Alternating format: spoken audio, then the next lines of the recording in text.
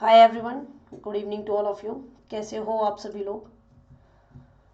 First of all, कल हमारा एक सेशन नहीं हुआ था 10 बजे वाला, उसके लिए रियली वेरी सॉरी।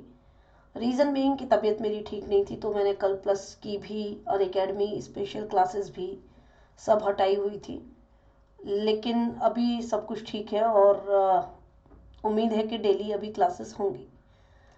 तो चलिए शुरू करते हैं। Welcome to career goals. आप सब अच्छे होंगे, उम्मीद है आपकी पढ़ाई अच्छी चल रही होगी। आज हम गवर्नमेंट स्कीम्स का पार्ट नंबर 4 करने वाले हैं और आज हम बात करेंगे 15 नए क्वेश्चंस की। ठीक है, ये 15 नए questions on the government schemes. MCQs हम करेंगे, उनके डिटेल्ड एक्सप्लेनेशन होंगे। आप मेरे साथ हैं, रमा शर्मा मेरा नाम है। मैं अनअकैडमी पर भी आपको पढ़ाती हूँ, रमा लाइव मेरा कोड है। आप अनअकैडमी पर मेरी स्पेशल क्लासेस को फॉलो कर सकते हैं, मेरी प्लस क्लासेस को फॉलो कर सकते हैं, सब्सक्रिप्शन ले सकते हैं। और अनअकैडमी आप लोगों के लिए लेकर आए हैं all India prelims mock test, जो कि होने वाला है 24 अप्रैल को। ठीक है, तो ये एक ऑफलाइन टेस्ट है। पहली बार ऑफलाइन मोड में हो रहा है। अनअकैडमी ऑर्गेनाइज करा रहे हैं ओल्ड राजेंद्र नगर और मुखर्जी नगर में ये टेस्ट। जो लोग इसको ऑफलाइन नहीं दे सकते हैं वो लोग इसको ऑनलाइन भी दे सकते हैं। तो एनरोल करें, लिंक आपका डिस्क्रिप्शन में आपको मिल जाएगा। रमा लाइफ कोड है, आप एनरोल करें इस कोड का यूज़ करके और इस टेस्ट को ज़रूर दें। इसमें जीएस और सीसेट दोनों का टेस्ट होगा।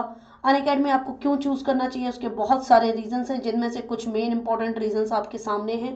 Best in class educators, class learning ratings, test series की रेटिंग्स और पिछले 2 महीने में 55,000 से ज़्यादा बच्चे जो टेस्ट सीरीज अलग से परचेज कर चुके हैं।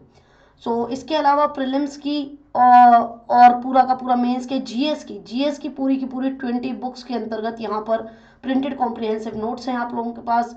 इंटरव्यू गाइडेंस मिलती है अनअकैडमी से, डेली आंसर राइटिंग प्रैक्टिस मिलती है और वन ऑन वन मेंटोरशिप मिलती है if you guys opt for the iconic subscription. Unacademy light आप लोगों को अलग से टेस्ट सीरीज अगर किसी को लेनी है तो वो देता है, अदरवाइज अनअकैडमी कोर्सेज के साथ में टेस्ट सीरीज फ्री मिलती है, उसके लिए कोई चार्जेस नहीं होते हैं। अगर आप अनअकैडमी कोर्सेज अभी नहीं परचेज कर पा रहे हैं, सब्सक्रिप्शन नहीं ले पा रहे हैं, तो आप अलग से टेस्ट सीरीज ले सकते हैं। अगर आप अनअकैडमी की स्पेशल क्लासेस लेते हैं तो आपके कुछ रिडीम पॉइंट्स भी जनरेट होते हैं, जिनका यूज़ करके और मेरे कोड का यूज़ करके आप यहाँ पर डिस्काउंट्स अवेल कर सकते हैं। So the code is Rama life और इस टेस्ट सीरीज की रेटिंग्स भी अच्छी हैं by the toppers of previous 2020 and 2019। UPSC CSC के जो बैचेस हैं वो आप लोगों के लिए शुरू हो रहे हैं, नए बैचेस 20 अप्रैल से हिंदी इंग्लिश बाइलिंगुअल में। 2023 और 2024 को ये कवर करेंगे, 1 ईयर और 2 ईयर के बैचेस हैं। आप लोग इनमें एनरोल कर सकते हैं। साथ ही साथ ऑप्शनल के बैचेस भी आप लोगों के लिए शुरू हो गए हैं अप्रैल में। हर महीने नए ऑप्शनल के बैचेस आते हैं, तो आप लोग अपनी ऑप्शनल की तैयारी भी साथ साथ कर सकते हैं। 0% ईएमआई पर यदि आप वन टाइम फी पे नहीं करना चाहते हैं तो मंथली फी पे कर सकते हैं, वो भी विदाउट एनी इंटरेस्ट। तो 0% ईएमआई के साथ में आप यहाँ पर जल्दी से जल्दी आपको यहाँ पर सब्सक्रिप्शन आपका स्टार्ट हो जाएगा, मिनिमल पेपर वर्क और फ्लेक्सिबल टेन्योर के साथ में। और साथ ही साथ जिन बच्चों का मेंस क्लियर हुआ है 2021 में, उनके लिए अनअकैडमी चला रहे हैं फ्री और कॉम्प्रिहेंसिव इंटरव्यू गाइडेंस प्रोग्राम, जो कि यूपीएससी सीएससी 2021 के एस्पिरेंट्स के लिए है, जिनका अभी इंटरव्यू होना बाकी है। तो ये एकदम कम्प्लीटली फ्री है, free for all eligible aspirants. यहाँ पर आपको हमारे टॉप एक्सपर्ट्स जो हैं ट्रेन करेंगे, फ्लेक्सिबल शेड्यूल है, प्रीवियस ईयर के ट्रांसक्रिप्ट हैं, मॉक इंटरव्यूज़ हैं, वो सारी चीज़ें जो कि आपको इंटरव्यू में एक्सेल कराएंगी और आपके chances of conquering the UPSC exam ये बढ़ेंगी। ठीक है, अब चलिए शुरू करते हैं आज के अपने पहले सवाल से। सवाल आपकी स्क्रीन पे है, ये कमेंट सेक्शन में आंसर जरूर करेंगे। Question number 21। ठीक है, पहले हमने 10-10 क्वेश्चन किए थे। ठीक है, उसके पहले 21 क्वेश्चन है, द डेवोस समिट। आपसे पूछा है, it is associated with which of the following. UNDP के प्रोग्राम से रिलेटेड है, वर्ल्ड इकोनॉमिक फोरम से रिलेटेड है, या यूनाइटेड नेशन एनवायरमेंट प्रोग्राम से जुड़ी हुई है, या इसका कनेक्शन G20 कंट्रीज से है। तो Davos summit is associated with World Economic Forum. चलिए देखते हैं कि इसका एक्सप्लेनेशन क्या है। Recently prime minister Modi ji ने एड्रेस किया वर्ल्ड इकोनॉमिक फोरम्स के डेवोस डायलॉग को। ठीक है, तो आ गया कनेक्शन डेवोस समिट का वाया दी वीडियो कॉन्फ्रेंसिंग। ये वर्ल्ड इकोनॉमिक फोरम की एनुअल मीटिंग डेवोस में होती है, स्विट्जरलैंड में, और ये इंगेज करती है वर्ल्ड के टॉप लीडर्स को जो कि शेप करते हैं ग्लोबल, रीजनल और इंडस्ट्रियल एजेंडाज को। यहाँ पे ये लॉन्च हुआ था, launch of the WEF's great reset initiative. वापस से रीसेट हुई सारी चीजें पोस्ट कोविड वर्ल्ड में। तो इधर एक अप्रोच शुरू हुई, प्रो प्लेनेट पीपल अप्रोच। हमारे पीएम ने यहाँ पर अप्रोच ये जो है प्रपोज करी है, आइडिया ऑफ P3 हमारे पीएम जी ने यहाँ पर दिया है। P3 मूवमेंट यहाँ पर उन्होंने बोला है pro planet people that underscores India's commitment to climate change at the global forum UNFCCC COP26। ठीक है, क्लाइमेट चेंज कॉन्फ्रेंस, ठीक है, उसमें यहां पर P3 याद रखेंगे, प्रो प्लेनेट पीपल मूवमेंट है, हमारे पीएम साहब ने दिया है यहाँ पर इन्होंने रिएटरेट किया कि इंडिया का क्लीन, ग्रीन, सस्टेनेबल और रिलायबल एनर्जी गोल्स क्या हैं और इनको हम मीट करेंगे नेट जीरो एमिशन के साथ में 2070 तक। मेकिंग लाइफ बोले तो लाइफस्टाइल फॉर एनवायरमेंट, ये भी हमारे पीएम ने यहाँ पर दिया है। और यहाँ पर इन्होंने बोला है कि एक मास मूवमेंट लेके आएंगे जो कि स्ट्रॉन्ग करेगा, it can be a strong foundation for P3। Life यानी कि लाइफस्टाइल फॉर एनवायरमेंट, ये एक विजन होगा जो कि सस्टेनेबल लाइफस्टाइल के लिए बहुत ज़रूरी है। और यहाँ पर आगे आने वाली हमारी जनरेशन, जो हमारी फ्यूचर जनरेशन है, वो क्लाइमेट क्राइसिस को ना देखें, ठीक है, ताकि हम ही कुछ ऐसा करें जिससे कि क्लाइमेट की ये क्राइसिस कम से कम हो। अनप्रिडिक्टेबल चैलेंजेस जो फ्यूचर के हमको दिख रहे हैं उनको मिनिमाइज करें, उसके लिए ये एक महत्वपूर्ण कदम है। So throw away culture and consumerism, ये भी क्या है, एनहेंस हो रहा है और ये भी क्या कर रहा है, क्लाइमेट चैलेंज के लिए एक बहुत ही इम्पोर्टेंट कारण है। कंज्यूमरिज्म बढ़ रहा है, तो इसीलिए डावोस समिट जो है वर्ल्ड इकोनॉमिक फोरम से रिलेटेड है। तो ये इसका मैंने आपको अलग से एक ग्लैंस दे दिया है। इस सवाल का जवाब देंगे with reference to India skills 2021 consider the following statement कि इंडिया स्किल 2021 एक बाइनेरियल इवेंट है जो कि डेमोन्स्ट्रेट करती है highest standard of skilling in fields like beauty, therapy, floristry यानी कि जो फूल से जुड़े हुए हैं, एंड पेंटिंग एंड डेकोरेटिंग। और स्टेट ऑफ कर्नाटका ने इसमें टॉप किया है इंडिया स्किल 2021 में। किसको पता है इसका आंसर? तो इसका आंसर जो करेक्ट है, आपसे करेक्ट पूछा है, इसका करेक्ट आंसर है वन ओनली। कर्नाटक ने टॉप नहीं किया है। चलिए देखते हैं किसने टॉप किया है। ठीक है, तो ये बाइनेरियल इवेंट है, साल में 2 बार ही होता है। तो ये कंट्री का बिगेस्ट स्किल कंपटीशन है। ठीक है, कंट्री का बिगेस्ट स्किल कंपटीशन, और इसके अंदर 30 स्टेट और यूनियन टेरिटरीज पार्टिसिपेट करते हैं टोटल 54 स्किल्स में। ठीक है, including the 7 new age skills, नई 7 स्किल्स जैसे कि ब्यूटी है, थेरेपी है, साइबर सिक्योरिटी है, फ्लोरेस्ट्री है, रोबोट सिस्टम इंटीग्रेशन है, क्लाउड कंप्यूटिंग है, वाटर टेक्नोलॉजी है, पेंटिंग है, डेकोरेटिंग है, हेल्थ है, सोशल केयर है। इसीलिए पहला स्टेटमेंट आपका करेक्ट है। हर साल एवरी 2 ईयर्स, हर दूसरे साल होती है, एवरी 2 ईयर, 2 साल में एक बार ही होती है। एजेंसी जो इसको ऑर्गेनाइज कराती है national skill development nodal corporation, NSDC organise कराती है। मिनिस्ट्री ऑफ स्किल डेवलपमेंट के अंतर्गत ये आता है। ठीक है, इंडिया के leading India's participation in the world skill international competition system. तो यहाँ पे हम लोग क्या कर रहे हैं कि भारत में तो ये कंपटीशन कर ही रहे हैं ताकि यहाँ से जो लोग जीत के जा सके उनको हम वर्ल्ड स्किल इंटरनेशनल कंपटीशन में उतार सके। और ये वर्ल्ड स्किल इंटरनेशनल कंपटीशन कब से हो रहा है? ये 2011 से हो रहा है।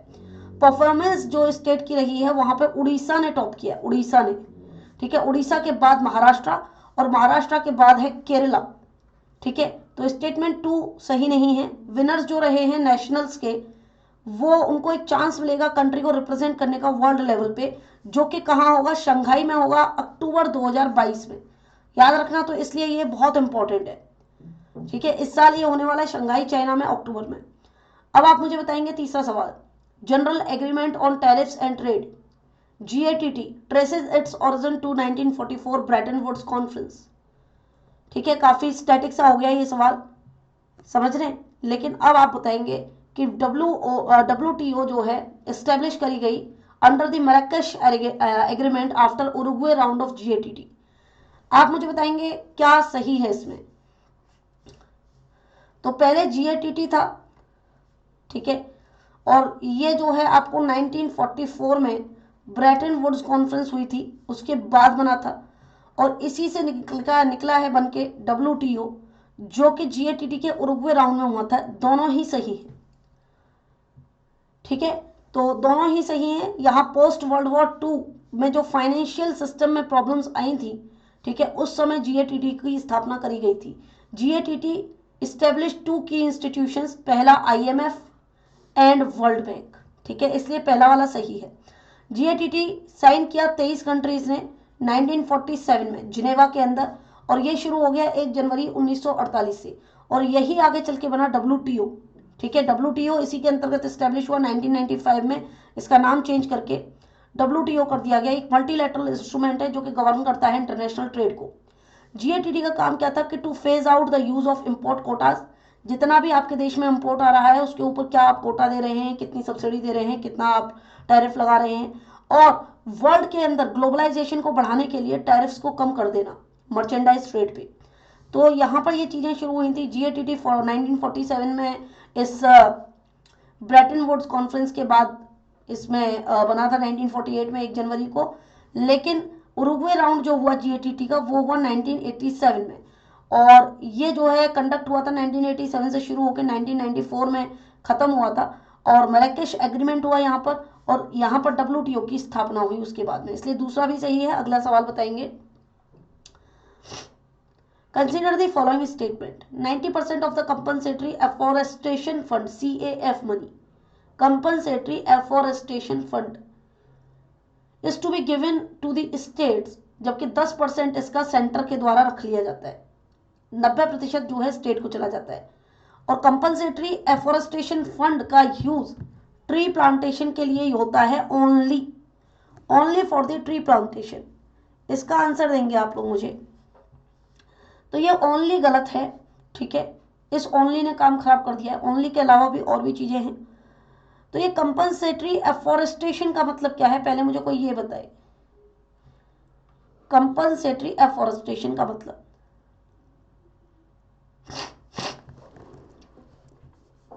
इसका मतलब है, जैसे कि चलिए इसके एक्सप्लेनेशन में ही देख लेते हैं। जैसे कि हर बारी forest land is diverted for non forest purposes. Forest land को हम नॉन पर्पजेस फॉरेस्ट के लिए, जैसे माइनिंग के लिए, इंडस्ट्रीज के लिए, हाईवेज के लिए, यूजर एजेंसी पेज के लिए, ठीक है, हम क्या करते हैं यहाँ पे, हम क्या करते हैं, फॉरेस्ट लैंड का यूज कर लेते हैं।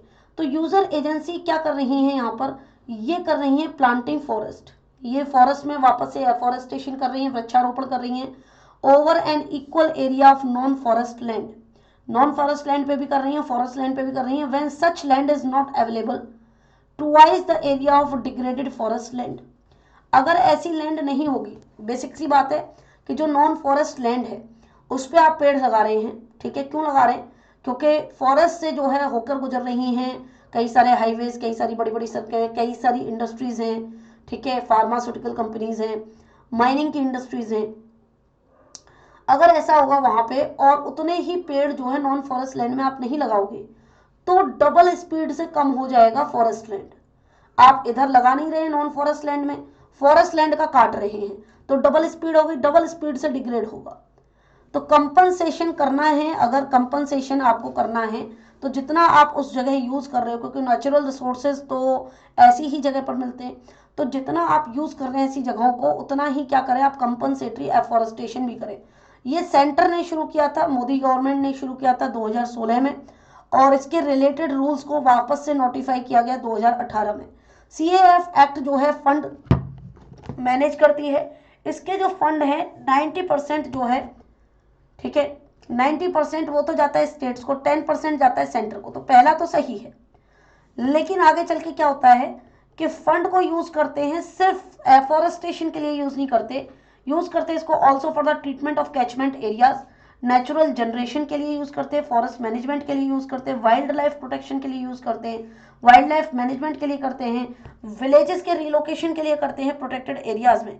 इसलिए स्टेटमेंट 2 सही नहीं है, ठीक है। यहाँ पे बहुत सारी वुड सेविंग डिवाइसेस भी लगाते हैं, एलाइड एक्टिविटीज भी होती हैं, बहुत कुछ होता है, तो सिर्फ पेड़ लगाने के लिए ये नहीं है इसका पैसा।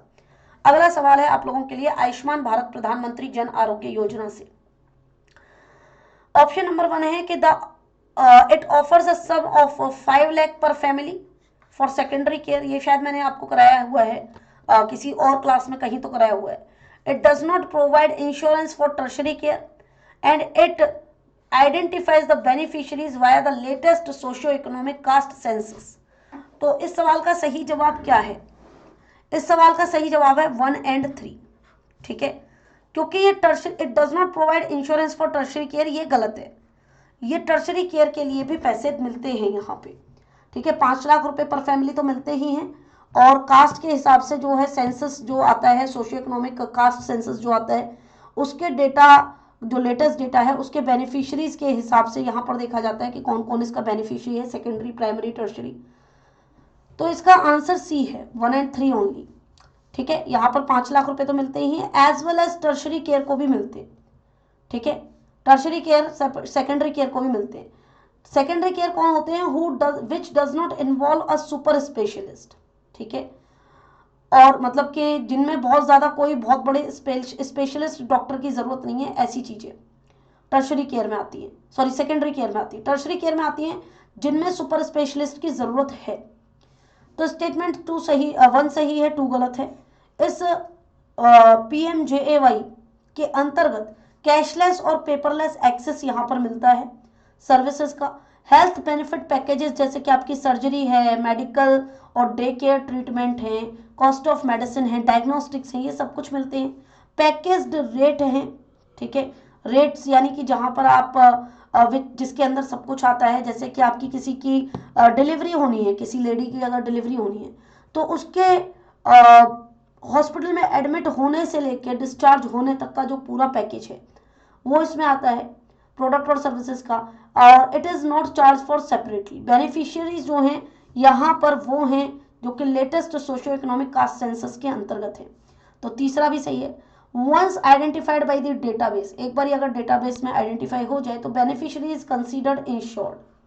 ठीक है, एक बार आप डेटाबेस में अपना नाम चढ़वा लें तो आप जो है वहां पे इंश्योरेंस आपका शुरू हो जाता है। And can walk into any empanelled hospital, जो भी पैनल के हॉस्पिटल हैं वहां पर आप जाके अपना ट्रीटमेंट करा सकते हैं। अगला है सेहत इनिशिएटिव। ये न्यूज में था क्यों, और ये किस किस मिनिस्ट्री से है? ये सेहत,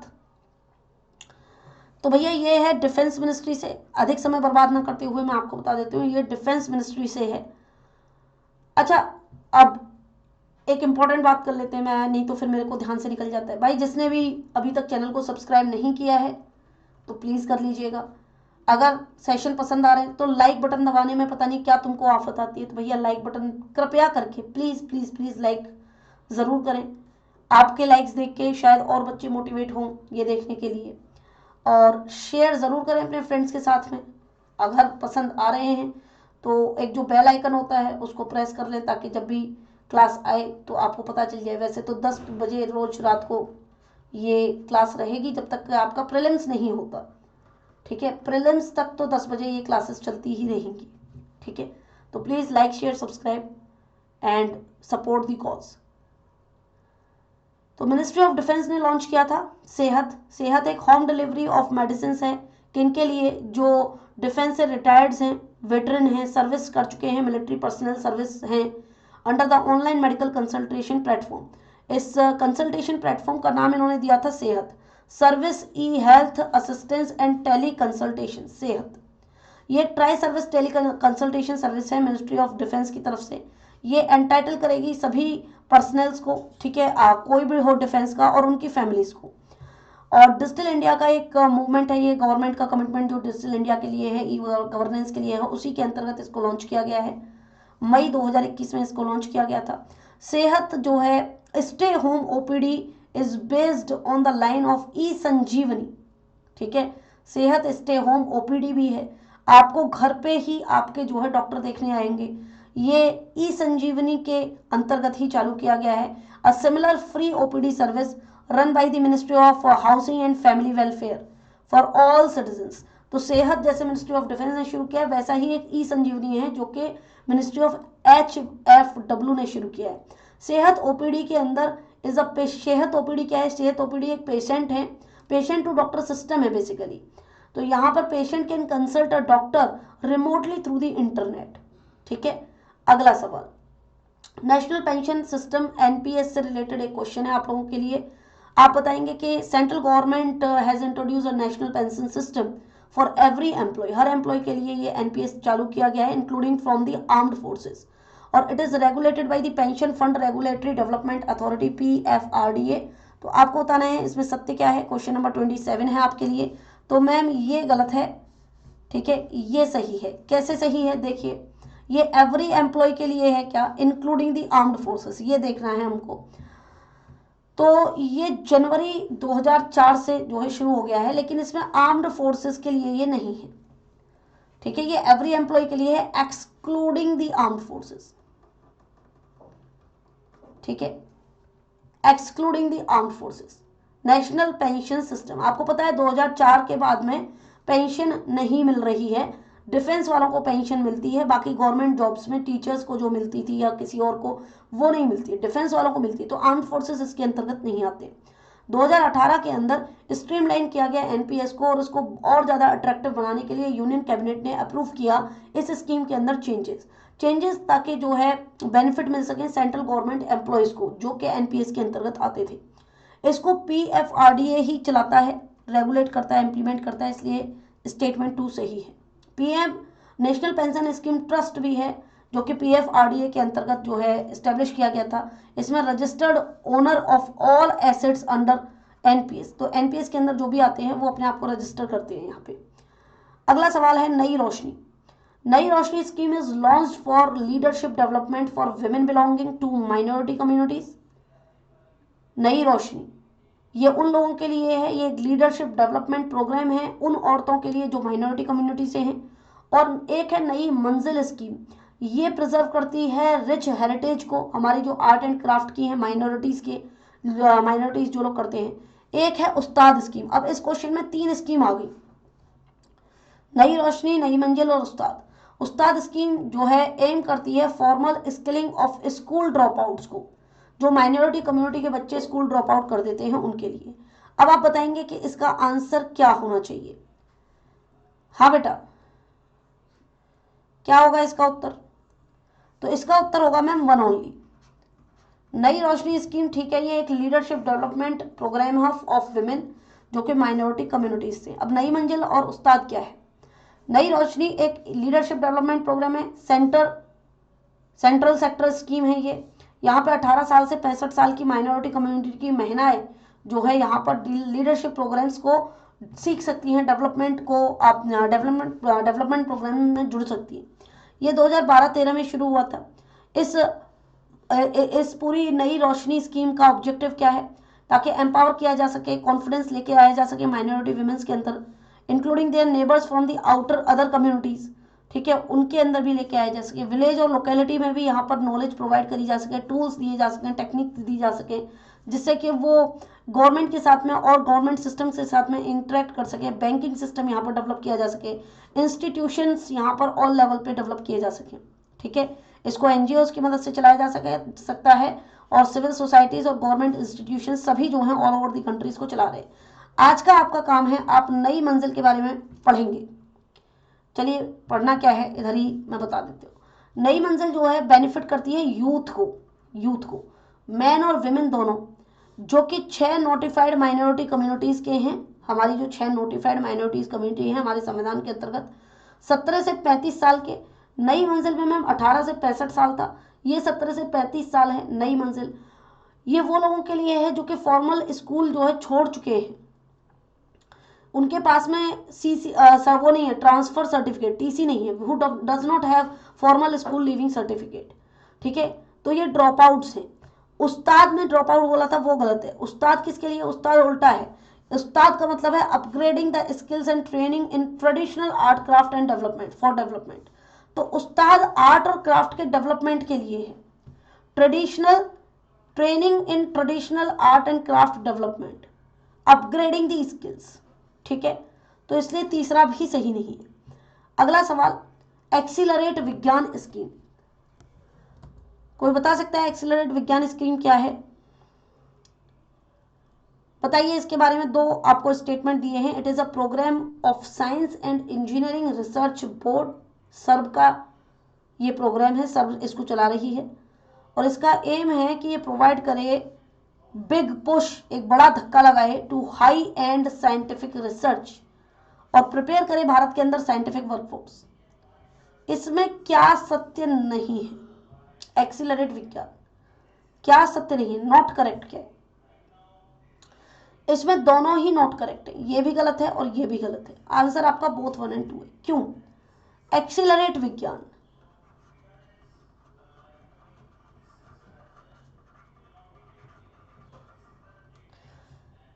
तो एक्सीलरेट विज्ञान क्या है? सर्व ने इनवाइट करी एप्लीकेशन अभ्यास प्रोग्राम के अंतर्गत। अभ्यास जो है, अभ्यास प्रोग्राम का नाम है, एक्सीलरेट विज्ञान स्कीम का नाम है। ये समर सीजन्स के लिए थी। पहली बात, सर्व ने की तो सही, सर्व किसके अंतर्गत आता है? Department of science and technology के अंतर्गत। अब यहां क्या कह रहा है? It is a programme. नहीं, ये प्रोग्राम नहीं है, it is a programme of science and engineering research board.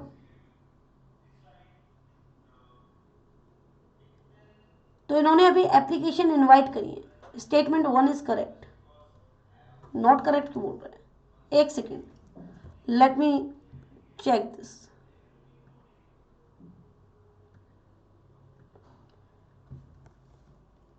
एक काम करो, यहां से ये नॉट करेक्ट हटा लो, ये दोनों ही सही हैं भाई। ये नॉट करेक्ट हटाइए, ये करेक्ट करिए, ये सर्व का ही है, ये सर्व का ही है, ठीक है। एक्सीलरेट विज्ञान यूनियन मिनिस्ट्री ने शुरू किया, 1 करेक्ट है। अभ्यास एक प्रोग्राम है, ऑडियो विजुअल स्कीम है, इसके अंदर रिसर्च और डेवलपमेंट किया जाएगा, ठीक है, by the enabling and grooming potential, जो आपके पोस्ट ग्रेजुएट्स हैं, पीएचडी स्टूडेंट्स हैं, उनके द्वारा, ठीक है, अलग अलग एरियाज में, डिसिप्लिन्स में, फील्ड्स में, जिनके 2 कंपोनेंट होंगे। पहला हाई एंड वर्कशॉप होगा, जिसको कार्यशाला कहते हैं वर्कशॉप को, और दूसरा होगा ट्रेनिंग एंड स्किल इंटर्नशिप, जिसको वृत्तिका कहते हैं। एक्सीलरेट विज्ञान एवी के अंतर्गत प्रोवाइड करेंगे big push to high and scientific research and prepare the scientific workforce, ये बात भी सत्य है। और इस वेंचर के अंतर्गत which can venture into research carriers, research में लोग कैरियर बना सकते हैं, यहाँ पे नॉलेज बेस्ड इकोनॉमी जो है हमारी डेवलप होगी, तो ये एक्सपेंड करेगा भारत के अंदर की रिसर्च बेस को। तो दूसरा भी करेक्ट है। और आज का आखिरी सवाल है, अभी 30 पे ही रुक जाते हैं। ऑपरेशन आहत, ऑपरेशन आहत रिसेंटली न्यूज में था, क्यों न्यूज में था आप बता सकते हैं? कौन बताएगा? ऑपरेशन आहत, हाँ भाई,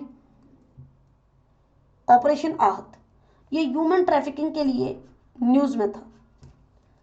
इंडियन रेलवे जिन्होंने ट्रांसपोर्टेड ओवर 23 मिलियन पैसेंजर, ये एक दिन में 23 मिलियन पैसेंजर्स को ट्रांसपोर्ट सुविधाएं देते हैं प्री पैंडेमिक, पैंडेमिक से पहले, और सबसे ज़्यादा सफ़र किया इन्होंने कोविड के टाइम पे, जब सब कुछ बंद हो गया।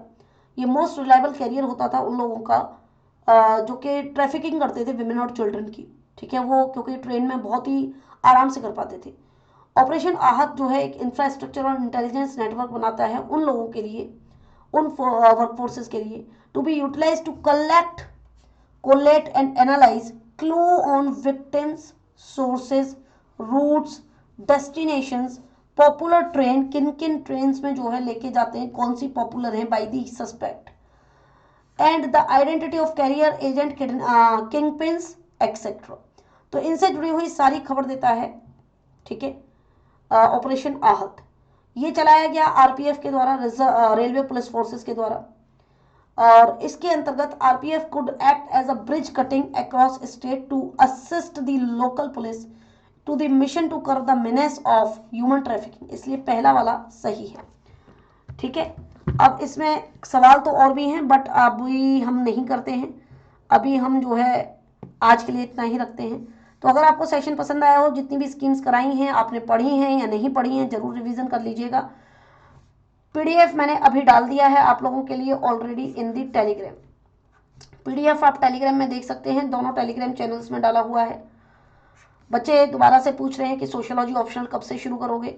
सोशियोलॉजी ऑप्शनल भी आपका बहुत जल्द शुरू करने वाली हूँ मैं यहीं पे, ठीक है। पिछली बार इतना प्यार मिला आपने, आपने इतना प्यार दिया। इस बार ये अपडेटेड होगा। ये पिछली बार जहाँ से आपने किया है स्टडी आईएएस वगैरह से, आपको अभी वहाँ से करने की ज़रूरत नहीं मिलेगी, अपडेटेड होगा, डेली करेंगे। मेरा गोल था, मेरा प्लान था कि एक बार 1000 सब्सक्राइबर हो जाए फिर लाइव करेंगे, बट अगर अभी लाइव नहीं हो पा रहा है कोई दिक्कत नहीं है, इसको रोकते नहीं है, इसको शुरू कर देते हैं, ठीक है। डेली डेली पढ़ेंगे तो अच्छा रहेगा। लाइक कमेंट शेयर जरूर करें, चैनल को यदि सब्सक्राइब नहीं किया है कर दें, अपने दोस्तों को बता दें कि सोशियोलॉजी ऑप्शनल शुरू होने वाला है, ठीक है। Till then take care, bye, let's crack it. और रमा लाइफ मेरा कोड है, अनअकैडमी पर सब्सक्रिप्शन लें और इंडिया के best of the best educator से पढ़ के अपने एग्जाम की तैयारी करें, तरीके को बनाएं मजबूत और तैयारी को करें आसान। मिलते हैं आपसे अगली क्लास में, बाय।